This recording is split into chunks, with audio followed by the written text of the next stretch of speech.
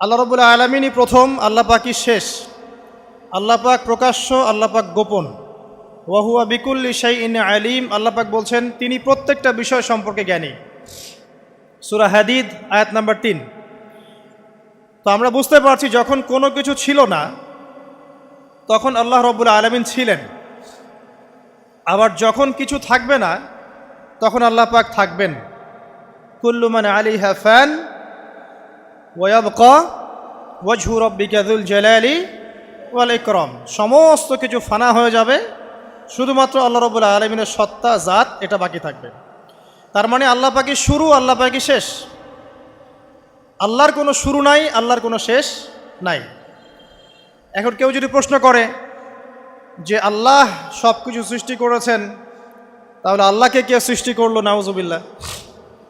তো তখন আমরা বলবো যে যদি কেউ আল্লাহকে সৃষ্টি করতো তাহলে তো সেই সৃষ্টিকর্তা হয়ে যেত, তাই নয় কি? এইভাবে এক এক করে যদি আমরা পিছনের দিকে যেতে থাকি তাহলে একটা পর্যায়ে গিয়ে তো আমাদেরকে থামতে হবে।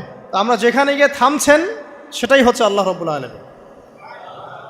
আল্লাহ পাকের আগে কিছুই ছিল না, বরং অতীত, বর্তমান, ভবিষ্যৎ এটা সময়ের মধ্যে আছে, যে সময়ের মধ্যে আমরা বাস করছি।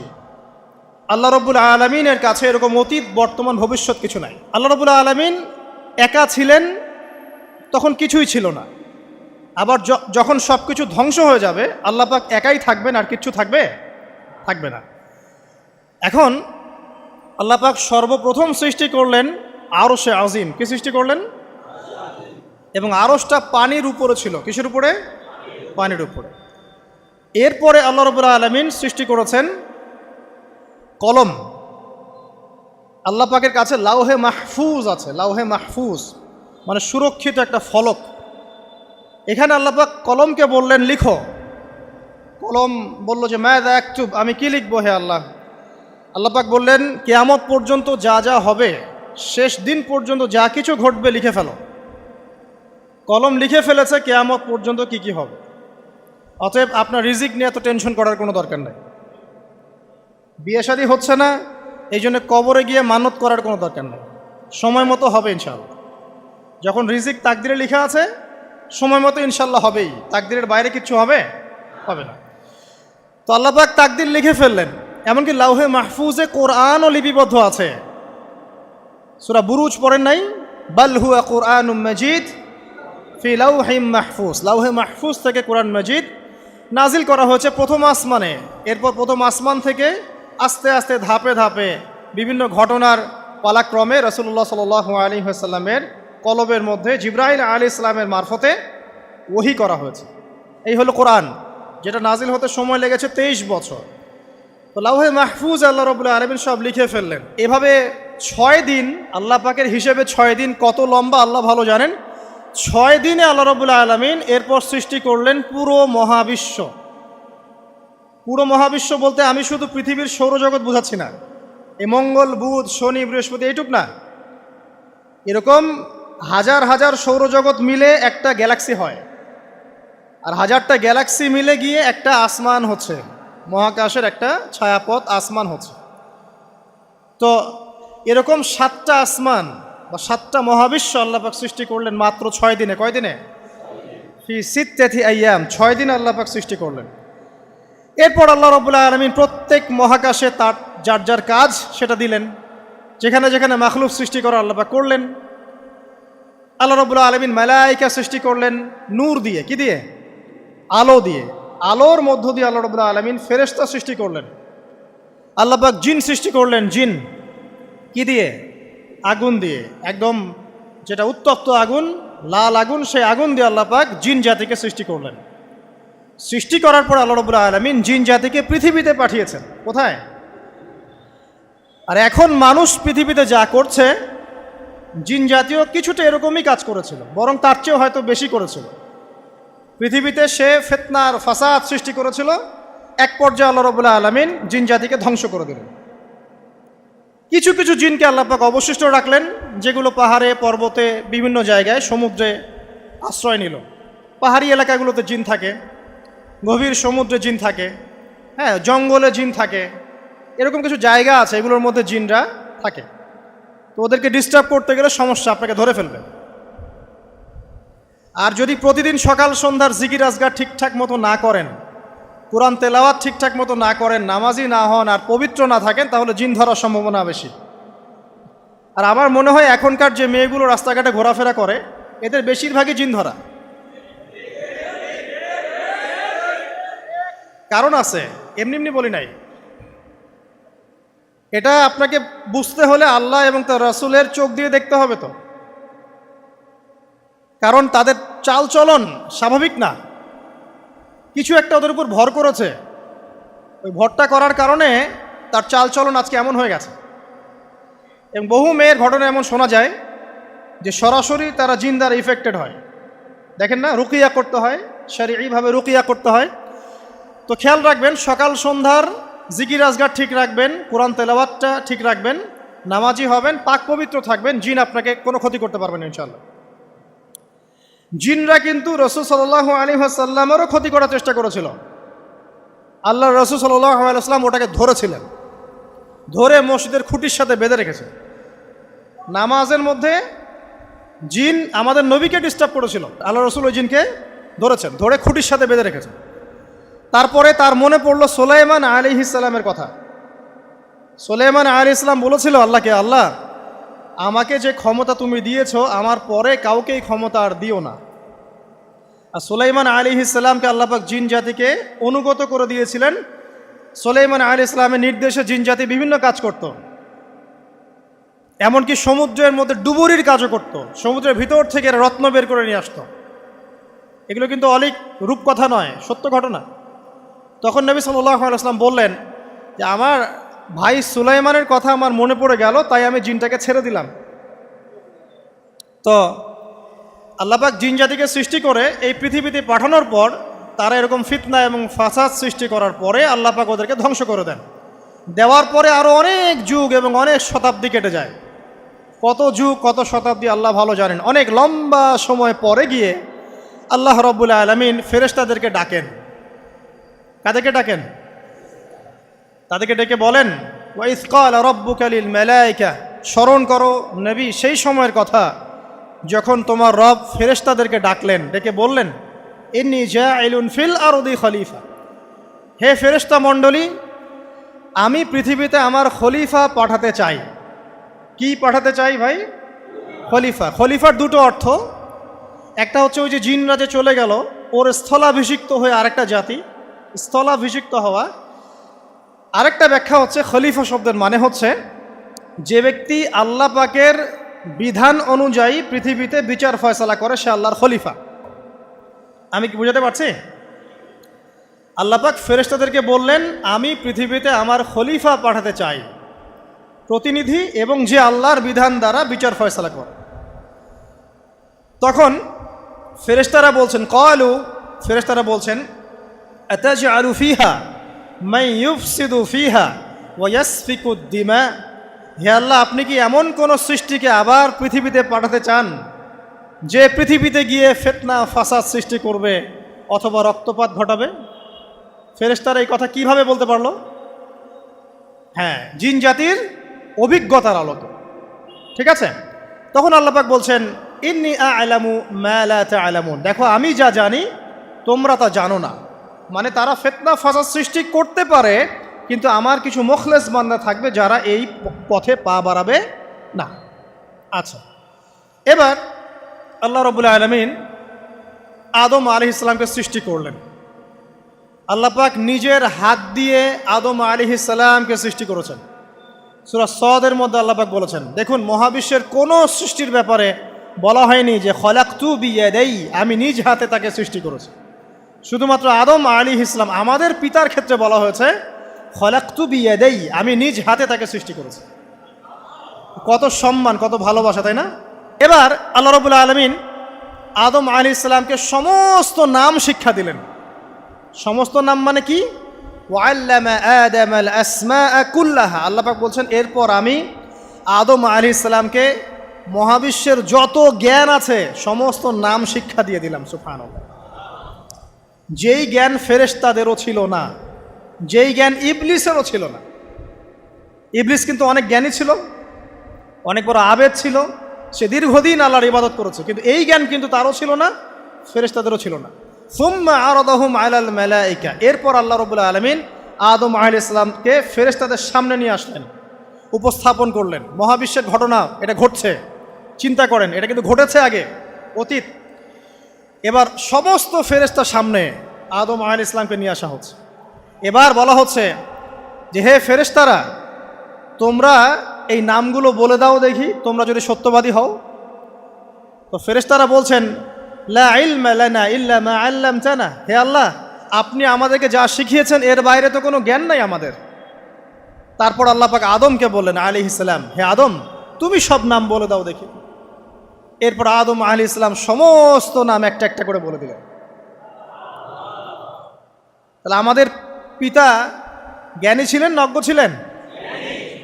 আর আমরা তার সন্তান হিসেবে জ্ঞানী না অজ্ঞ? এটা আমাদের শোভা পায়? আমাদের পিতা ছিলেন মহাবিশ্বের সবচেয়ে জ্ঞানী সত্তা।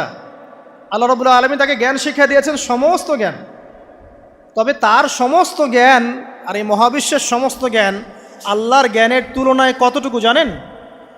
একটা সমুদ্রের মধ্য থেকে এক ফোঁটা পানি উঠালে যেমন হয়, পুরো মহাবিশ্বের জ্ঞান আল্লাহর জ্ঞানের সামনে এতটুকু। আল্লাহ পাকের জ্ঞান এত অসীম, পুরো মহাসাগরের মধ্য থেকে এক ফোঁটা পানি তুললে, ওই যে এক ফোঁটা পানি তুললেন, এটা মহাবিশ্বের জ্ঞান। আর বাকি সমস্ত পানি এটা আল্লাহ পাকের জ্ঞান। ঠিক দুনিয়ার জীবনের এক্সাম্পলটা এমনই। একটা সাগরের মধ্যে আঙ্গুল ডুবালে, আঙ্গুল উঠালে যতটুকু পানি আঙ্গুলে বেঁধে থাকে, এটা দুনিয়া। আর পুরো মহাসাগরটাই হচ্ছে কি? আখিরাত। নবীজি বলছেন সাল্লাল্লাহু আলাইহি ওয়াসাল্লাম, একটা মৃত গাধাকে দেখে বলছেন, সাহাবীরা, তোমরা কি কেউ এই গাধাটাকে 1 দিরহামের বিনিময়ে কিনবে? কান কাটা, মৃত, গলে আছে, এই গাধাটাকে কিনবা 1 দিরহাম দিয়ে? সাহাবীরা বলছেন, মাংনা দিলেও তো কিনবো না। ইয়া রাসূলুল্লাহ, যদি ফ্রিও কেউ দেয়, বিনামূল্যে দেয়, তাও তো নিব না। তখন নবী সাল্লাল্লাহু আলাইহি ওয়াসাল্লাম বলছেন, এটাই হচ্ছে আল্লাহর কাছে দুনিয়ার এক্সাম্পল। ওই মৃত গাধা তোমাদের কাছে যতটা না ইম্পর্টেন্ট, যতটুকু মূল্য রাখে, আল্লাহর কাছে এই দুনিয়া তার চেয়েও কম মূল্য রাখে। তো এই দুনিয়াতে তো সব ফয়সালা হবে না। আমরা তো হতাশ হয়ে যাই না যে দুনিয়াতে এমন কেন, এটা কেন, ওইটা কেন। দুনিয়া এটারই জায়গা। দুনিয়া সব কিছুর কনক্লুশনের জায়গা না, সব কিছুর পরিসমাপ্তির জায়গা হচ্ছে কিয়ামতের মাঠ। ওই দিন যে সফল সে সফল, যে ব্যর্থ সে ব্যর্থ। দুনিয়ার বাড়ি গাড়ি, স্ট্যাটাস, চাকরি বাকরি, ইজ্জত সম্মান, এটা সাফল্য ব্যর্থতার মানদণ্ড নয়, চূড়ান্ত মানদণ্ড নয়। চূড়ান্ত মানদণ্ড কি? ফামান যুহজিহা আনিন নার ওয়া উদখিলাল জান্নাহ ফাকাদ ফাজ। যাকে জাহান্নাম থেকে বাঁচানো হবে, জান্নাতে প্রবেশ করানো হবে, পুলসিরাত পার হতে পারবে, এই একমাত্র ব্যক্তি সফল। তো সাফল্যের সংজ্ঞাটা জেনে রাখবেন, তাহলে আপনি দুনিয়াতে হতাশ হবেন না ইনশাআল্লাহ তাআলা। এবার কি হলো, যখন আদম আলাইহিস সালাম সমস্ত নাম শিক্ষা দেওয়া সমস্ত নাম বলে দিলেন, এখানে নাম মানে কিন্তু খালি নাম নয়, জ্ঞান বলে দিলেন, তখন আল্লাহ রাব্বুল আলামিন ফেরেশতাদেরকে বললেন, তোমরা সবাই এখন আদমকে সিজদা করো। ওয়া ইয কুলনা লিল মালাইকাতি ইসজুদু লি আদম। আল্লাহ পাক এবার বলছেন, আমি সমস্ত মালায়েকাকে বললাম তোমরা আদমকে সিজদা করো। ফাসাজাদু, সবাই সিজদা করলো, ইল্লা ইবলিস, ইবলিস সিজদা করলো না।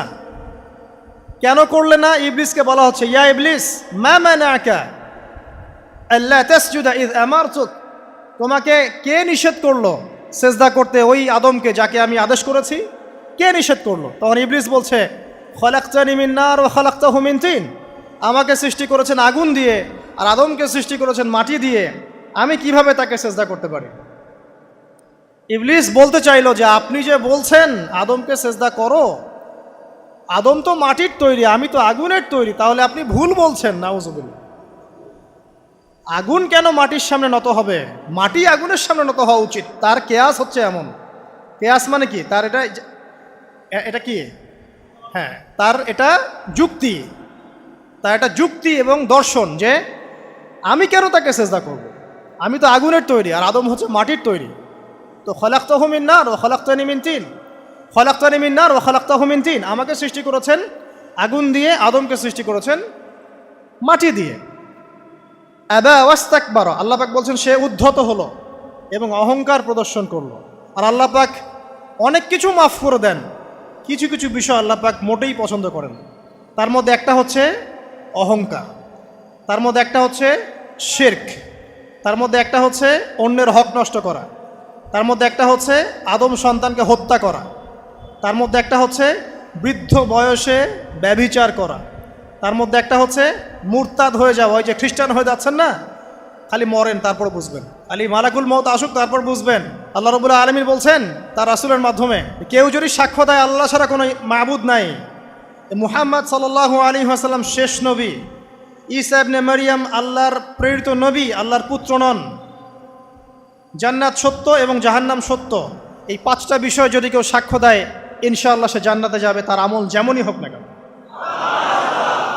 টাকার বিনিময়ে, চাকরির বিনিময়ে, সমাজসেবার নামে আর চিকিৎসার নামে ইমান বিক্রি করে ফেললেন, সুবহানাল্লাহ সুবহানাল্লাহ। তোমাদের এই পৃথিবীতে বেঁচে থাকার চাইতে মাটির তলে চলে যাওয়া ভালো। আবর্জনার কোনো প্রয়োজন নাই আল্লাহর এই জমিনে। এই মুসলিম উম্মার আবর্জনার কোনো প্রয়োজন নাই। এই মুসলিম উম্মার ইমানদার সাহসী তরুণ প্রজন্মের দরকার। আল্লাহ পাক কবুল করুন, আমিন। এরপরে কি হলো? ইবলিস সেজদা করলো না, আবা ওয়াস্তাকবার, সে উদ্ধত হলো এবং অহংকার প্রদর্শন করলো। এবার আল্লাহ পাক জিজ্ঞাসা করলেন, কেন করলে না, কেন করলে না? সে বলল যে আগুন দিয়ে সৃষ্টি করেছেন আমাকে, তাকে সৃষ্টি করেছেন আপনি মাটি দিয়ে, সো আপনি ভুল আমি সঠিক, আমি কেন তাকে সেজদা করব? আল্লাহ পাক তখন আর তার প্রতি রহম করলেন না। আল্লাহ পাক তখন তাকে বলছেন ফখরুজ মিনহা, এখান থেকে বেরো। আল্লাহ পাক যেমন গফুর রহিম আরহামুর রহিমিন, ঠিক তেমনি আল্লাহ পাক শাদীদুল ইকাব, কঠিন শাস্তিদাতাও বটে। আল্লাহ পাক শুধু কি দয়াই করবেন, শাস্তি দিবেন না? দিবেন। ফখরুজ, অপদস্থ হয়ে লাঞ্ছিত হয়ে এখান থেকে বের হয়ে যাও। এখানে অহংকার করার অধিকার তোমাকে দেয়া হয় না, এখান থেকে বের হয়ে যাও।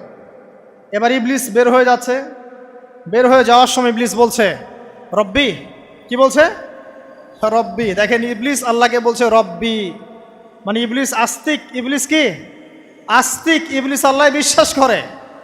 ইবলিস বলছে রব্বি, হে আমার রব, আনজিরনি ইলা ইয়াউমি ইউবআসুন, আমাকে কিয়ামত দিবস পর্যন্ত অবকাশ দেন। আমাকে তো বের করে দিচ্ছেন, ঠিক আছে, আমাকে কিয়ামত দিবস পর্যন্ত অবকাশ দেন। শব্দ চয়ন হচ্ছে রব্বি, হে আমার রব, মানে ইবলিস কিন্তু নাস্তিক না। তাহলে এখন যারা এই যে এথিজমে বিশ্বাস করছেন, আসলে এরা কেউ নাস্তিক না, এরা ইসলাম বিদ্বেষী। কখনো দেখবেন না তাদেরকে অন্য ধর্মের কোনো বিষয় নিয়ে কটু মন্তব্য করছে, প্রশ্ন উত্থাপন করছে, এমনটা খুব কমই দেখবেন। এদের যত মাথা ব্যথা ইসলাম নিয়ে। এখানে দেখেন ইবলিসের কথা বলছি, ইবলিস কিন্তু আস্তিক। ইবলিস কি বলছে? রব্বি আনজিরনি ইলা ইয়াউমি ইউবআসুন, হে আমার রব। ইবলিস জানে যে আল্লাহ তার রব। ওই যে সূরা হাশরের শেষের দিকে পড়ে দেখবেন ইবলিস বলে উকফুর, তোমরা কুফরি করো। তারপরে মানুষ যখন কুফরি করে সে বলে আমি ইন্নী আখাফুল্লাহ রাব্বাল আলামিন, আমি আল্লাহকে ভয় করি যে জগৎ সমূহের প্রতিপালক। শয়তানকে মানুষ গিয়ে জিজ্ঞাসা করবে, জাহান্নামীরা, তুমি আমাদেরকে পথভ্রষ্ট করেছিলে। শয়তান বলবে আমি কিচ্ছু করি নাই, আমি তোমাদেরকে কোনো কাজে ফোর্স করি নাই, আমি শুধু তোমাদেরকে ওয়াসওয়াসা দিয়েছি, তোমরা নিজেরাই কাজ করেছো। ফালা তালুমুনি ওয়ালুমু আনফুসাকুম, সূরা ইব্রাহিম পড়ে দেখেন। শয়তান বলবে তোমরা আমাকে লানত করো না, নিজেদেরকেই লানত করো, আমি তো তোমাদেরকে বাধ্য করে কাজ করাই নাই, তোমরা নিজেরাই করেছো এই কাজগুলো। আসুন সামনে যাই। এবার আল্লাহ পাক যখন ইবলিসকে বের করে দিলেন, সে বলছে আমাকে কিয়ামত পর্যন্ত অবকাশ দিন। কিয়ামত পর্যন্ত অবকাশ নিয়ে ইবলিস কি করবে?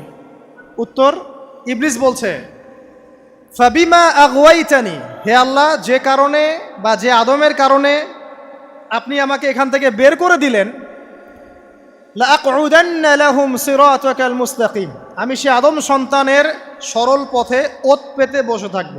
শয়তানের কথা কি মনে থাকবে যুবক ভাইরা? শয়তানের চ্যালেঞ্জ কি? আমি আদম সন্তানের সরল পথে ওত পেতে বসে থাকবো, মানে আমার আপনার সবার পথে সে ওত পেতে বসে আছে। এটা যদি মাথায় থাকে তাহলে জীবনে চলা সহজ হয় না? আচ্ছা, আর কি করব? সুম্মা লাআতিয়ান্না মিন বাইনি আইদিহিম, শুধু বসেই থাকবো না, আমি আসবো তাদের সামন থেকে, ওয়া মিন খালফিহিম, তাদের পিছন থেকে, ওয়া আন আইমানিহিম, তাদের ডান দিক থেকে, ওয়া আন শামাইলিহিম, তাদের বাম দিক থেকে, ওয়ালা তাজিদু আকসারাহুম শাকিরিন, হে আল্লাহ, আপনি বেশিরভাগ আদম সন্তানকে শুকরগুজার পাবেন না। কার কথা? শয়তানের। এই কথাটা কি সত্য না মিথ্যা? এখন বেশিরভাগ লোক নামাজ পড়ে না পড়ে না? পড়ে? পড়ে না। বেশিরভাগ মুসলিমের দাড়ি আছে না নাই? বেশিরভাগ মুসলিম সুদ খায় না খায় না? এখন বেশিরভাগ তরুণ প্রজন্মের জেনায় আছে না নাই? পর্নোগ্রাফি সবাই দেখে না দেখে না? অন্যের সম্পদ আত্মসাৎ মানুষ করছে না? দুর্নীতি করছে না? ঘুষ খাচ্ছে না? ইসলামের বিধান 100% পালন করে কত পার্সেন্ট মানুষ? খুব কম। আচ্ছা বাদ দেন এত বড় বড় কথা, শুধু কোরআনুল কারীম তেলাওয়াত করতে পারে কতজন মানুষ? বলি না আমরা 90% মুসলিমের বাংলাদেশ, তো 90% মুসলিমের বাংলাদেশে কত ভাগ মুসলিম কোরআন তেলাওয়াত করতে পারে? একটা শুমারি করে দেখেন, কোরআন শুমারি। এটা কোরআন শুমারি করে দেখেন যে কত পার্সেন্ট মুসলিম শুদ্ধ করে কোরআন পড়তে পারে। যারা পড়তে জানে তাদেরও পড়া যে কত ভুল আছে, আলেম ওলামার কাছে গেলে বুঝতে পারবেন। আর এই ভুলের কারণে যে অর্থ কত পরিবর্তন হচ্ছে আপনি তো জানেনই না। তো এই যে শয়তান বলেছে ওয়ালা তাজিদু আকসারাহুম শাকিরিন, আপনি বেশিরভাগকেই শুকরগুজার পাবেন। তো কথা সত্য না মিথ্যা? দেখেন, ও কিন্তু তার মিশনের মধ্যে ঠিকই আছে। কথা যে সত্য তার প্রমাণ সহিহ বুখারীর একটা হাদিস, যেটা 4 বার এসেছে বুখারীর মধ্যে, যে আদম আলাইহিস সালামকে ডাকা হবে কিয়ামতের মাঠে, ডেকে বলা হবে তোমার সন্তানদের মধ্য থেকে জাহান্নামীদেরকে আলাদা করে দাও। আদম আলাইহিস সালাম বলবেন কতজনকে আলাদা করে দিব? আল্লাহ পাক বলবেন প্রতি 1099 জনকে জাহান্নামের জন্য আলাদা করে দাও। শয়তানের কথা ঠিক না বেঠিক? এবার আল্লাহ রাব্বুল আলামিন তাকে বের করে দিলেন। ইবলিস এবার বের হয়ে গেল, চ্যালেঞ্জও করলো। এবার আল্লাহ পাক আদম আলাইহিস সালামকে ডেকে বলছে ইয়া আদম, এবার আদম আলাইহিস সালামের এই যে পাজর মানে বুকের পাজর, এখান থেকে তার সঙ্গিনীকে সৃষ্টি করা হলো। কারণ আদম আলাইহিস সালাম একাকী ছিলেন, একা কি থাকা যায়? একা থাকতে কষ্ট হয় না? একজন জীবন সঙ্গী লাগে না? তো আদম আলাইহিস সালামের এই বাম পাজরের হাড় থেকে হাওয়া আলাইহিস সালামকে সৃষ্টি করা হলো। সৃষ্টি করার পর আরও একটা ঘটনা আছে যে আল্লাহ রাব্বুল আলামিন আদম আলাইহিস সালামের পিঠের যে অংশটুকু আছে, এই অংশটুকু থেকে আগামীতে যত আদম সন্তান আসবে সবাইকে ছোট ছোট পিঁপড়ার আকৃতিতে সামনে নিয়ে দেখালেন। সুবহানাল্লাহ। যত আদম সন্তান আসবে আল্লাহ পাক সবাইকে আদমের সামনে দেখালেন এবং বললেন এই যে শুভ্র অংশ যারা, মানে সাদা অংশ যারা, তারা তোমার সন্তানদের মধ্য থেকে সবাই জান্নাতি। আর তোমার এই যে বাম পাশে যেগুলো কালো কালো ছোট ছোট আকৃতি দেখছো, এগুলো সব তোমার সন্তানদের মধ্য থেকে জাহান্নামী। আমরা দোয়া করি আমরা তাদের অন্তর্ভুক্ত না হই। এবার আল্লাহ পাক সবাইকে বললেন, সূরা আরাফের মধ্যে আসছে 182 নম্বর আয়াতে মনে হয়, আল্লাহ পাক বলেন আলাস্তু বিরব্বিকুম, হে আদমের সন্তানরা আমি কি তোমার রব নই? আমি কি তোমাদের রব নই? আলাস্তু বিরব্বিকুম, আমি কি তোমাদের রব নই? আলাস্তু বিরব্বিকুম, আমি কি তোমাদের রব নই? আমরা সবাই তখন বলেছিলাম বালা ইয়া রব্বি, অবশ্যই আপনি আমাদের রব। আমরা এখন ভুলে গেছি না? আমরা সবাই এই সাক্ষী দিয়ে আসছি রুহের জগতে। আর রুহের জগৎ বলে একটা জগৎ আছে, অনেক জগৎ আছে। রুহের জগৎ একটা, দুনিয়ার জগৎ একটা, জিন জাতির জগৎ আলাদা, বারজাখ পরকালে যে কবরে রাখার পরে বারজাখের জগৎ একটা, আর দারুল করার যেটা হবে একদম জান্নাত জাহান্নাম, ওটা আরেকটা জগৎ। এই যে মহাবিশ্ব যে সম্প্রসারিত হচ্ছে, এক এক গ্যালাক্সিতে এক একটা জগৎ না, এরকম বহু জগৎ আছে। রুহের জগতে আমরা এই ওয়াদা আল্লাহর কাছে করে এসেছি, এটাকে আহদে আলাস্তু বলে। কি বলে? আহদে আলাস্তু, মানে আলাস্তু বি রব্বিকুম, আমি কি তোমাদের রব নই? আমরা বলেছিলাম হ্যাঁ আপনি আমাদের রব। একটা মজার কথা আছে এখানে, যখন আদম আলাইহিস সালাম দেখছিলেন তার সন্তানদেরকে সাদা সাদা আকৃতি ছোট ছোট, এর মধ্যে একটা সন্তানকে দেখে, একজন সন্তানকে দেখে তার প্রচণ্ড ভালো লেগেছিল এবং তিনি অত্যন্ত সুদর্শন ছিলেন। তাকে দেখে তার প্রচণ্ড রকম ভালো লেগেছিল। আল্লাহ পাককে তিনি জিজ্ঞাসা করলেন, হে আল্লাহ, আমার সন্তানদের মধ্যে একে, এই সুন্দর সন্তান কে? আল্লাহ পাক বললেন সে হচ্ছে তোমার সন্তান দাউদ। কি নাম? দাউদ আলাইহিস সালাম। আর আপনাকে বলে রাখি, আদম আলাইহিস সালামের ব্যাপারে যেমন আল্লাহ পাক বলেছেন আদম আমার খলিফা, ঠিক দাউদ আলাইহিস সালাম সম্পর্কেও আল্লাহ পাক বলেছেন দাউদ আমার খলিফা। বুঝতে পারলেন? কোথায় আছে? সূরা সদ পড়ে দেখেন। ঠিক আদম আলাইহিস সালাম সম্পর্কে আল্লাহ পাক বলেছেন না যে আমি পৃথিবীতে খলিফা পাঠাচ্ছি, ঠিক দাউদ আলাইহিস সালাম সম্পর্কেও আল্লাহ পাক বলেছেন দাউদ আমার খলিফা। ইয়া দাউদ ইন্না জাআলনাকা খলিফাতান ফিল আরদ ফাহকুম বাইনান নাসি বিল হক ওয়া লা তাত্তাবিল হাওয়া। আয়াতটা পড়ে দেখবেন, ওইদিকে আমি পরে আসছি। তো ওই সন্তানকে দেখে তার এত ভালো লাগলো, আল্লাহর কাছে তিনি জিজ্ঞাসা করছেন, হে আল্লাহ আমার এই সন্তানের হায়াত কত? আল্লাহ পাক বলছেন তোমার এই সন্তানের হায়াত হচ্ছে 60 বছর। কত বছর? 60 বছর। আর আমাদের উম্মতে মুহাম্মাদের কিন্তু গড় আয়ু এরকম 60-65, এর বেশি না গড় আয়ু। তখন আদম আলাইহিস সালাম বলেন, আল্লাহ আমার হায়াত থেকে তাকে 40 বছর দিয়ে দাও, আমার হায়াত থেকে তাকে 40 বছর দিয়ে দাও। আল্লাহ পাক তাকে 40 বছর দিয়ে দিলেন। তাই আদম আলাইহিস সালামের 1000 বছর হায়াত হয়ে গেল 960 বছর, আর দাউদ আলাইহিস সালামের 40 বছর হায়াত হয়ে গেল 100 বছর। এখন আসেন এই জায়গায় যে আদম আলাইহিস সালাম এবং দাউদ আলাইহিস সালাম দুইজনকে আল্লাহ পাক কি বলেছেন? খলিফা। খলিফা কে? খলিফা কাকে বলে? এটা একটু শুনে নি ছোট্ট করে। সূরা সদ পড়বেন 24 কি 26 নম্বর আয়াত। আল্লাহ পাক বলছেন, ইয়া দাউদ, হে দাউদ, খলিফার কাজ কি এটা শোনেন। হে দাউদ, ইন্না জাআলনাকা খলিফাতান ফিল আরদ, নিশ্চয়ই আমি আল্লাহ তোমাকে পৃথিবীতে খলিফা করেছি। কি করেছি? খলিফা করেছি। তোমার কাজ কি? ফাহকুম বাইনান নাসি বিল হক, মানুষের মাঝে আল্লাহর বিধান দ্বারা হকের মানদণ্ডে বিচার ফয়সালা করবে। তাহলে আল্লাহর খলিফার দায়িত্ব কি? আল্লাহর বিধান দ্বারা বিচার ফয়সালা করা। ওয়ালা তাত্তাবিল হাওয়া, তুমি নিজের প্রবৃত্তির অনুসরণ করবে না। ফায়ুদিল্লাকা আন সাবিলিল্লাহ, তাহলে তোমাকে এটা সরল পথ থেকে বিচ্যুত করে দেবে। ইন্নাল্লাযীনা ইউদিল্লুনা আন সাবিলিল্লাহ, নিশ্চয় যারা আল্লাহর পথ থেকে বিচ্যুত হয়ে যায়, লাহুম আযাবুন শাদীদ, তাদের জন্য কঠিন শাস্তি আছে। বিমা নাসু ইয়াউমাল হিসাব, এই কারণে যে তারা হিসাবের দিনটা ভুলে গেছে। এই আয়াত থেকে খলিফার ফাংশন বুঝতে পারলেন? খলিফার ফাংশন কি? আপনি যা ইচ্ছা তাই ফয়সালা করবেন, নিজের মন গড়া যা ইচ্ছা রচনা করবেন।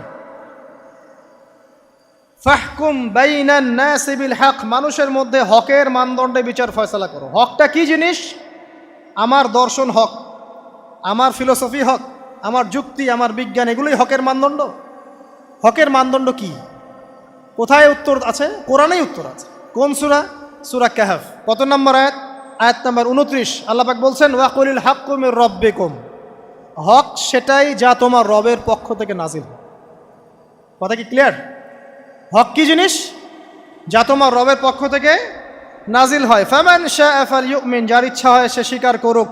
ওয়ামান শাআ ফালইয়াকফুর, যার ইচ্ছা হয় সে অস্বীকার করুক। ইন্না আ'তাদনা লিযালিমিনা নারান, অস্বীকারী জালেমদের জন্য আমি আগুন প্রস্তুত করে রেখেছি। তো এখানে আপনি হকের সংজ্ঞা পেলেন এবং হকের মানদণ্ডে বিচার ফয়সালা করলে পরে খলিফা হয়। যদি আল্লাহ পাকের হকের মানদণ্ডে কেউ ফয়সালা না করে, সে আল্লাহর খলিফা নয়, সে শয়তানের খলিফা। কথা কি ক্লিয়ার?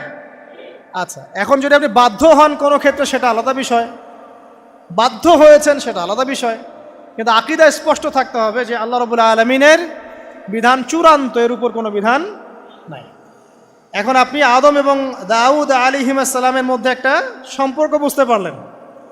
এবার আল্লাহ পাক আদম আলাইহিস সালামকে ডাকলেন, ডেকে বলছেন, আদম এবং হাওয়া, তোমরা দুজন উসকুন আনতা ওয়া যাওজুকাল জান্নাহ, এবার তুমি আর তোমার স্ত্রী হাওয়া তোমরা জান্নাতে থাকো। ফাকুলা মিনহা রাগাদান হাইথু শি'তুমা, জান্নাতের যেখান থেকে ইচ্ছা তোমরা ফল খাও বা যা ইচ্ছা তাই করো, সব কিছু উন্মুক্ত তোমাদের জন্য জান্নাতে। একটা বিষয়, ওয়ালা তাকরাবা হাদিহিশ শাজারা, এই যে গাছটা দেখছো এই গাছের কাছেও যাবে না।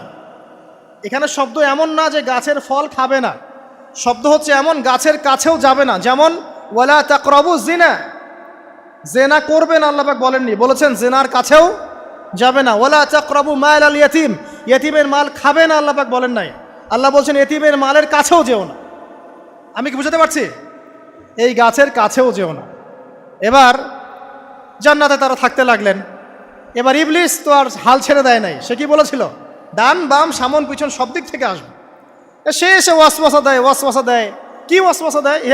হে আদম, হাল আদুল্লুকা, আমি কি তোমাকে বলে দিব, আলা শাজারাতিল খুলদ ওয়া মুলকিন লা ইয়াবলা, হে আদম আমি কি তোমাকে বলে দিব এমন একটা গাছের কথা, যেই গাছের ফল খেলে পরে তুমি চিরস্থায়ী জীবন লাভ করবে, কোনো দিন মারা যাবে না। এই চিরস্থায়িত্বের টোপ দিচ্ছে কে? এই চিরস্থায়ী ক্ষমতার টোপে মানুষ পথ হারাচ্ছে না পৃথিবীতে। ওয়া মুলকিন লা ইয়াবলা, এমন রাজত্ব পাবে যেই রাজত্ব কখনো ক্ষয় হবে না। চিরস্থায়িত্বের টোপ, রাজত্বের টোপ, এই দুটোই হচ্ছে পৃথিবীতে মানুষকে পথভ্রষ্ট করার শয়তানের অস্ত্র। কথা মনে বুঝতে পারেন না? আমার মাথার উপর দিয়ে আছে, বুঝতে পারবেন ইনশাআল্লাহ। তো টোপ দিচ্ছে দুইটা, হাল আদুল্লুকা আলা শাজারাতিল খুলদ ওয়া মুলকিন লা ইয়াবলা।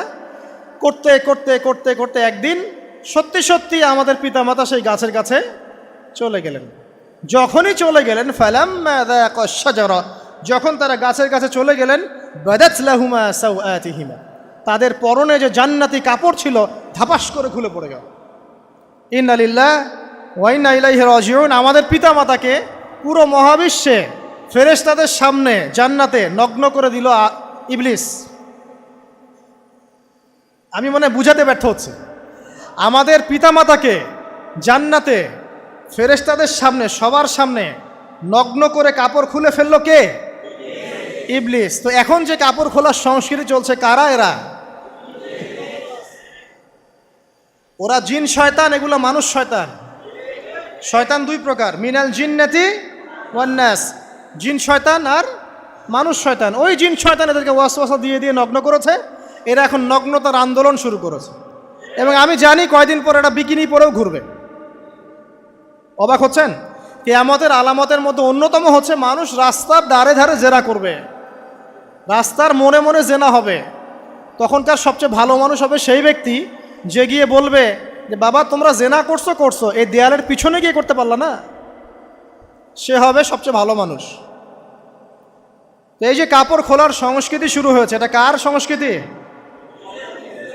বাদাত লাহুমা সাওআতিহিমা। আল্লাহ পাক আরো বলছেন, ইয়া বানি আদম, হে আদম সন্তান, লা ইয়াফতিনান্নাকুমুশ শাইতান, শয়তান যেন তোমাদেরকে ফিতনায় ফেলতে না পারে। কামা আখরাজা আবাওয়াইকুম মিনাল জান্নাহ, ঠিক যেভাবে শয়তান তোমাদের পিতা মাতাকে জান্নাত থেকে বের করে দিয়েছিল। আর কি করেছিল? কামা আখরাজা আবাওয়াইকুম মিনাল জান্নাহ ইয়ানজিউ আনহুমা লিবাসাহুমা, শয়তান তোমাদের পিতা মাতার লেবাস পোশাক খুলে ফেলেছিল। ঠিক এভাবেই যেন পৃথিবীতে শয়তান তোমাদেরকে ফিতনায় ফেলতে না পারে, আল্লাহ পাক সতর্ক করছেন। এখন কি বুঝতে পারছেন? এই নগ্নতার যে 6 লাভ, নগ্নতা, অশ্লীলতা, পর্নোগ্রাফি, বেহায়াপনা, ফ্রি মিক্সিং, নারীদেরকে নগ্ন করে রাস্তায় বের করে নিয়ে আসা, এগুলো কার এজেন্ডা? শয়তানের এজেন্ডা।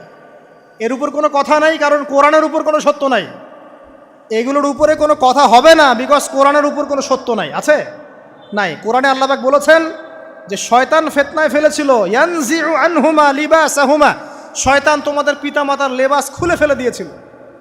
ওয়া তাফিকা ইয়াখতিফানি আলাইহিমা মিন ওয়ারাকিল জান্নাহ, তখন আমাদের পিতামাতা জান্নাতের গাছের যে এই যে পাতাগুলো আছে এগুলো ছিঁড়ে ছিঁড়ে লজ্জাস্থান ঢাকতে লাগলেন। ইন্না লিল্লাহ। আমাদের পিতামাতার কি দুর্দশা হয়েছিল, আমাদের পিতামাতার কি দুর্দশা, কি লজ্জা হয়েছিল তখন।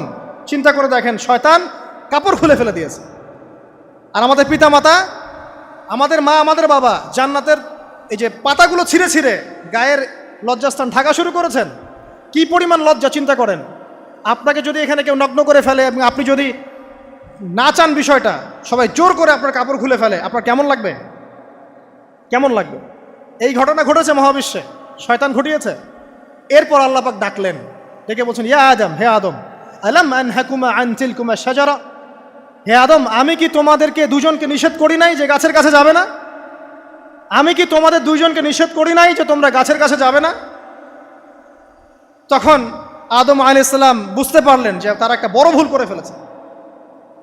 তারপর আল্লাহ রাব্বুল আলামিন দয়া পরবশ হয়ে আদম এবং হাওয়া আলাইহিস সালামকে কালিমা শিক্ষা দিলেন, তওবার কালিমা, যেই কালিমা দিয়ে তারা তওবা করতে পারেন।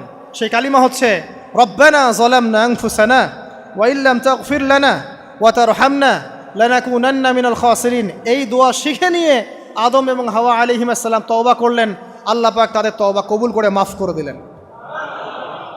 কিন্তু জান্নাতে আর থাকা হলো না। আল্লাহ পাক বলেন, কুল নাহবিতু মিনহা জামিআ, এবার তোমরা সবাই মিলে এখন পৃথিবীতে নেমে যাও। আল্লাহ মাফ করে দিলেন, কিন্তু তোমরা এখন পৃথিবীতে নেমে যাও, জান্নাতে আর থাকা হবে না। খেয়াল করে দেখেন, ইবলিসও আল্লাহর আদেশ মানে নাই। আল্লাহ বলেছেন সেজদা করো, ইবলিস কিন্তু করে নাই। আবার আমাদের পিতা আদম আলাইহিস সালামকে আল্লাহ পাক বলেছেন গাছের কাছে যেও না, তারা চলে গেছেন। দুটোই কি অবাধ্যতা নয়? তাহলে ইবলিসকে চিরস্থায়ী জাহান্নামী করা হলো, আদম সন্তানকে কেন করা হলো না? উত্তর, আদম সন্তান আদম আলাইহিস সালাম তওবা করে ফিরে এসেছে, ইবলিস আসে নাই। তাই আমাদের দ্বারা পদে পদে ভুল হবেই, তওবা করে ফিরে আসলেই গুনাহ মাফ ইনশাআল্লাহ। আর যদি ইবলিসের মতো গুনার উপর গুনাহ করতেই থাকেন আর বলেন যে আমি ঠিক কাজ করছি, তাহলে ইনশাআল্লাহ ওই যে জাহান্নাম অপেক্ষা করছে। ইবলিসকে আল্লাহ পাক বললেন যে তুমি এবং তোমার অনুসারী যারাই থাকবে সবাইকে দিয়ে লাআমলাআন্না জাহান্নামা মিনকুম আজমাইন, তোমাদের সবাইকে দিয়ে আমি জাহান্নাম পরিপূর্ণ করব, নাউযুবিল্লাহ। এবার সবাই পৃথিবীতে নেমে আসলো। পৃথিবীতে এসেই কি আল্লাহ পাক ছেড়ে দিলেন? না। আল্লাহ রাব্বুল আলামিন বলছেন কুল নাহবিতু মিনহা জামিআ, তোমরা পৃথিবীতে নেমে যাও। ফাইম্মা ইয়াতিয়ান্নাকুম মিন্নি হুদান, দুনিয়াতে যাচ্ছ যাও, তবে মনে রেখো যে আমার পক্ষ থেকে তোমাদের কাছে হেদায়েতের বাণী আসবে। আমার পক্ষ থেকে তোমাদের কাছে হেদায়েতের বাণী আসবে। ফামান তাবিআ হুদায়া ফালা খাউফুন আলাইহিম ওয়ালা হুম ইয়াহজানুন, যারা আমার হেদায়েতের বাণীগুলো মেনে চলবে তাদের কোনো ভয় নাই, কোনো দুশ্চিন্তাও নাই। ওয়াল্লাযীনা কাফারু ওয়া কাযযাবু বিআয়াতিনা, কিন্তু যারা আমার আয়াতকে কুফরি করবে, মিথ্যা প্রতিপন্ন করবে, ফাউলাইকা আসহাবুন নার, তারা হবে জাহান্নামের অধিবাসী। হুম ফিহা খালিদুন, তারা সেখানে চিরস্থায়ী হবে। এই সহজ সরল জীবন দর্শন দিয়ে আল্লাহ পাক পৃথিবীতে পাঠিয়ে দিলেন। এবার শুরু হলো পৃথিবীতে পথ চলা। পৃথিবীতে পথ চলার ক্ষেত্রে অনেক কিছু সৃষ্টি করতে হলো, আবিষ্কার, কৃষিকাজ, এটা ওটা সব কিছু। আদম আলাইহিস সালামকে আল্লাহ পাক সেই জ্ঞান ওহির মাধ্যমে শিক্ষা দিলেন। কৃষিকাজ আল্লাহ পাক শিক্ষা দিয়েছেন, চাকা সৃষ্টি করা আল্লাহ পাক শিক্ষা দিয়েছেন, বাহন সৃষ্টি করা আল্লাহ পাক শিক্ষা দিয়েছেন। যত রকম জ্ঞান আছে সমস্ত জ্ঞান এসেছে নবীদের পক্ষ থেকে। সব কিছু জ্ঞানের মূল ভিত্তি এসেছে নবীদের কাছ থেকে, আল্লাহর ওহির কাছ থেকে। যত সভ্যতা দেখছেন বড় বড়, সমস্ত সভ্যতা শুরু হয়েছে নবী দ্বারা, এবং সভ্যতা শেষও হবে একজন নবী দ্বারা। তার নাম কি? ঈসা ইবনে মারইয়াম। আদম আলাইহিস সালাম আল্লাহর দেয়া শিক্ষায় শিক্ষিত হয়ে দুনিয়াতে চলতে লাগলেন এবং তওবা ইস্তেগফার করতে লাগলেন, কাঁদতে লাগলেন। দীর্ঘকাল তারা ক্রন্দন করেছেন। কি কারণে? ওই যে একটা ভুল তারা করে ফেলেছে। দুনিয়াতে এসে ক্রন্দন করতে করতে করতে করতে আল্লাহ রাব্বুল আলামিন এক পর্যায়ে তওবা কবুল করে ফেললেন। এবার সামনে যান, তাদের সন্তান হলো হাবিল এবং কাবিল। নাম শুনেছেন? শোনেন নাই? হাবিলের কুরবানি কবুল হয়, কাবিলের কুরবানি কবুল হচ্ছে না। বিকজ কাবিল এর কুরবানির মধ্যে ইখলাস নাই। ভাইয়ের কুরবানি কেন কবুল হচ্ছে, আমারটা কেন হচ্ছে না? হিংসার বশবর্তী হয়ে কাবিল হাবিলকে হত্যা করে ফেলল। নবী পরিবারের সদস্য হয়েও কাবিল এরকম অন্যায় করে ফেলল। আর কি হলো? রাসূল সাল্লাল্লাহু আলাইহি সাল্লাম বলেছেন, পৃথিবীতে যত মানুষ অন্যায়ভাবে নিহত হবে, পৃথিবীতে যত মানুষ অন্যায়ভাবে খুন হবে, সমস্ত খুনের পাপের একটা অংশ কাবিলের আমলনামায় যুক্ত হবে। কারণ সেই প্রথম খুন চালু করেছে। এই যে আজকে গুনাহে জারিয়া চালু করছেন না, সুদী এনজিও, সুদী সমিতি, সিনেমা হল, এইটা ওইটা, মদের বার, যত গুনাহে জারিয়া চালু করছেন, মৃত্যু হবে, কবরে যাবেন ঠিকই, কিন্তু গুনাহ কমবে না ইনশাআল্লাহ। মনে করেন একজন নগ্ন ছবিতে অভিনয় করেছে, ঠিক আছে, এখন নাই পৃথিবীতে, বা কেউ অশ্লীল গান বাজনা করে দুনিয়া থেকে বিদায় নিয়েছে, দুনিয়াতে তার গান এখনও বাজছে, সে কবরে শুয়ে শুয়েই সেই গোনাগুলো পাচ্ছে।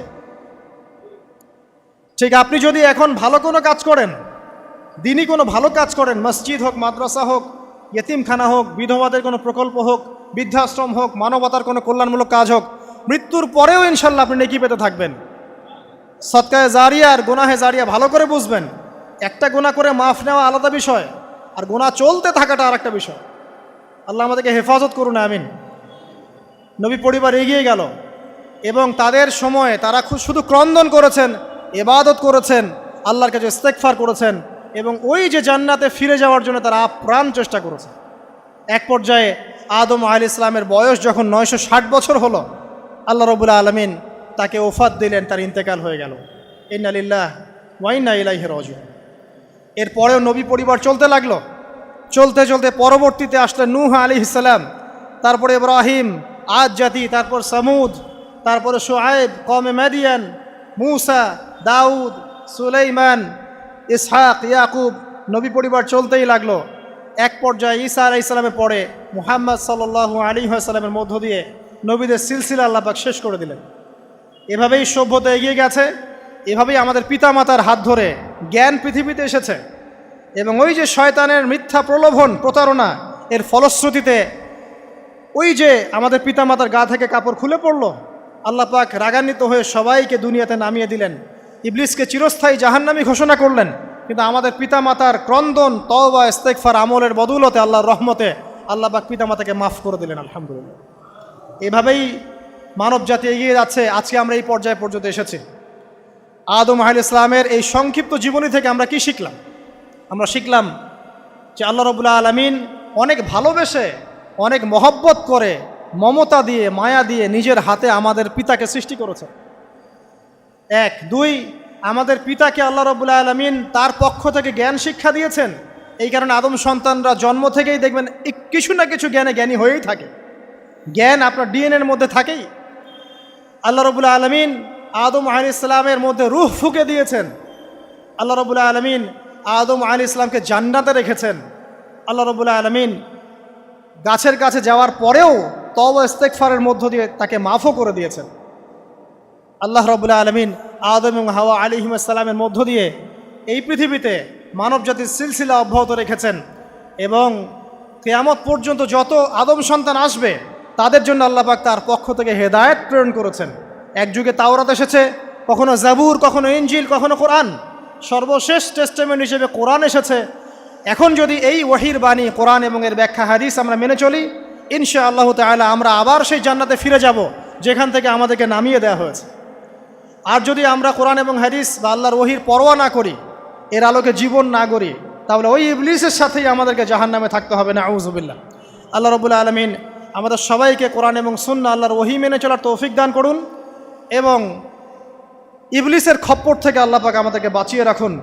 ইবলিসের যত এজেন্ট আছে, ওদের যে দুরভিসন্ধি, ষড়যন্ত্র এবং শয়তানি ফাঁদ, এগুলো থেকে আল্লাহ পাক আমাদেরকে, আমাদের মা বোনদেরকে, আমাদের পরিবারের সদস্যদেরকে, আমাদের সমাজকে, রাষ্ট্রকে আল্লাহ পাক হেফাজত করুন, বাঁচিয়ে রাখুন, আমিন।